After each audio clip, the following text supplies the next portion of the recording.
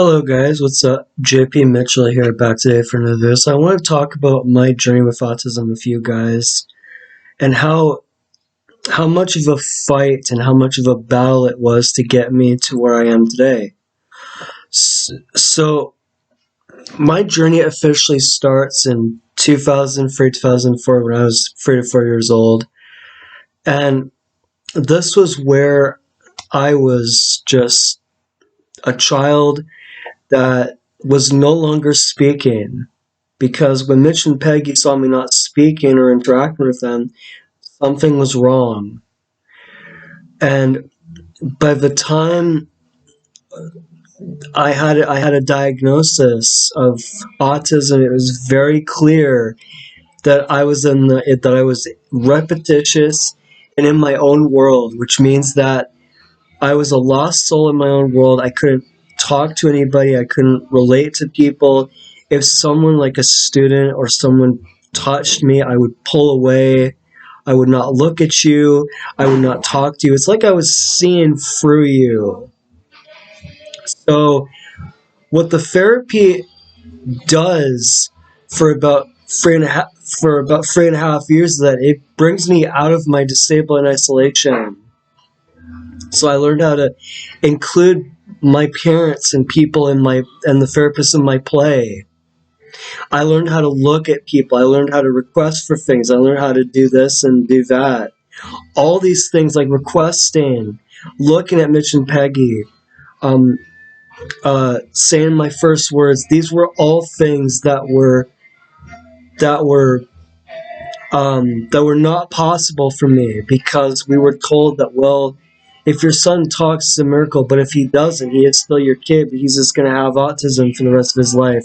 And my parents turned their backs on those predictions, and they really took this therapy with me by joining me in my world first. And that's where the progress started. You join your child in their world first, and then you help your child make their way out. So I'm running away from my autistic nightmare. I'm running a marathon where I'm trying to get to the place where I need to go, and that is to recovery from autism. And as I'm running, I hear Mitch and Peggy saying, come on, JP, come on, JP. And I'm hearing my parents calling me back into the world of normality, into the world of where I can have a future and a life and dreams and hopes and all that stuff. So as I'm running for all this therapy, once it was all over, then I continued running. And as Journey Middle School came to a close, I talked to my EAs. I read to the kids. I went to SOCLA. SOCLA taught me the skills that I was missing. The therapy that I got from them was learning how to stop at a crosswalk and look both ways before crossing. How to buy my own groceries, what they cost, what the cost of them is.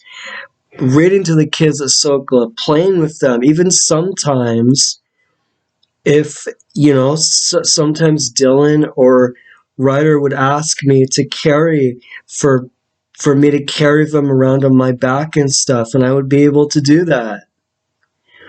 I would be able to do things that I was not able to do back when I was in my own autistic world. I would run around restaurants like if me, Mitch, and Peggy would go out into public, we would go to restaurants and we would eat and stuff, but I would not eat. That's the thing, guys. I would not sit at a table. I didn't learn how to eat. I didn't know how to sit I didn't know how to sit at a table properly. I couldn't eat anything. The only thing I would do in those restaurants is just run around and serve other people, and Peggy just couldn't take it. She couldn't take it. She couldn't sit there and watch her son be just disturbing other people. But guys, you have to understand that that's not my fault. Because I was an autistic child. Those repetitive behaviors, those were not my fault. Those were just part of the symptoms that my diagnosis was based off of. So by the time we Got all this therapy done. I didn't need the initial therapy anymore that lasted for about 3.5 years, which is, I know, that's a long time. But it was the only therapy we had. And if it wasn't for me getting that early diagnosis, then I don't know where I'd be. I don't know where I'd be. I'd probably still be autistic. I'd still not be talking today. I still would be repetitious and in my own world and doing, hand flapping and stuff like that. Well, that's not me now. Because if you look at me now versus as when you looked at me before, you can't even see the autistic self within me anymore because I'm not rolling on the floor. I'm not kicking. I'm not punching. I'm not hand flapping. I'm not rocking in my chair. I'm not doing this. I'm not doing that. Because all of that ended when I was 18. You guys have to, you parents out there have to understand that my journey with autism officially ended when I finished high school. So by the time I finished Edward Milne Community School, that's when my journey was all over. I no longer met the diagnostic criteria for an autism spectrum disorder anymore. The symptoms were gone. The autism itself was gone. I fully recovered from autism when I was 18. So my life now is just so much more richer and so much more full that now I'm in a position where I want to give you parents the same tools and the same tips that worked for me and my family. I want to give you parents out there these tips to help your child and your family reach a point where you can look back on this and say that, well, my son was once autistic, but thanks to JP Mitchell putting out these tips and these tools for us, we helped our child to recover from autism, and we are grateful. Because one of these days, a parent of a recovered autistic child is going to come up to the house here and is going to knock on the door and say, JP Mitchell, if you hadn't put those tools out there, if you hadn't put those tips out there, my child would not be a normal kid today if not for you, right? And I'm going to get that. I'm going to meet parents in the public who have children with autism to give them these tools, to give them the knowledge that they need to help their child. Because recovery from autism, it doesn't just happen overnight. Like, you can't just snap your fingers and go, oh, I have a recovered child. No. Autism recovery, it doesn't work like that. You need the GAPS diet. You need therapy. You need treatment. You need the early diagnosis. You need to focus on that knowledge gap before it grows and increases. Because by the time your child's 7 or 8, there's not going to be there's going to be a less chance that your child will recover from autism. If you do it early, if you do it quickly, if you do it hard enough, then your child will recover from autism. You just have to focus on those first initial steps. But what you parents out there need to focus more on is the symptoms rather than the diagnosis itself. When you focus on the symptoms, what you're doing is that you're trying to replace your child's symptoms with normal behavior. So what we did was we focused on the symptoms, me, Mitch, and Peggy. We focus on the symptoms rather than the diagnosis. So by doing this, we replaced those symptoms with normal behavior. And we didn't need to take my diagnosis to a doctor just to have it removed.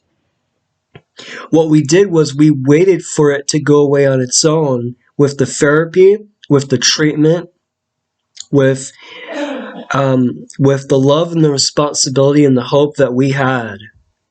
That's how my diagnosis faded away into the background. That's how my symptoms went away. That's how my autism itself went away. That's how I recovered from autism, and this is how I am today. A normal, functional, renowned member of society. Right? So here's my Gmail, jpmitchellautismrecovery.com. Here's my YouTube account at John Patrick. Go on my Gmail, leave me a message, leave me a comment, and I will read it. I will look at it. I will respond to your questions that you have for me. You can go on my YouTube account. You can you can go on my YouTube channel. You can Subscribe to my YouTube channel. You can look at some of my videos and what you think about them. Leave me a comment. Leave me a message asking me. And you parents can ask me any questions you want. How I lost my diagnosis. How my autism went away. How my details were cleaned up by myself. How I fully recovered from autism. What is my life like today? Any parents that you questions have for me, you can send me on my YouTube account. You can send me a comment or a message on how I recovered from autism and all that good stuff, how my symptoms went away, how my diagnosis went away. Anything that you parents send me, I will read them. I will look at your comments. I will go, oh, that's nice. That's sweet of you. And I will do anything that you parents, any questions that you parents have for me, I will be happily to respond to them. Okay? All right, let's do this, guys. Let's get it.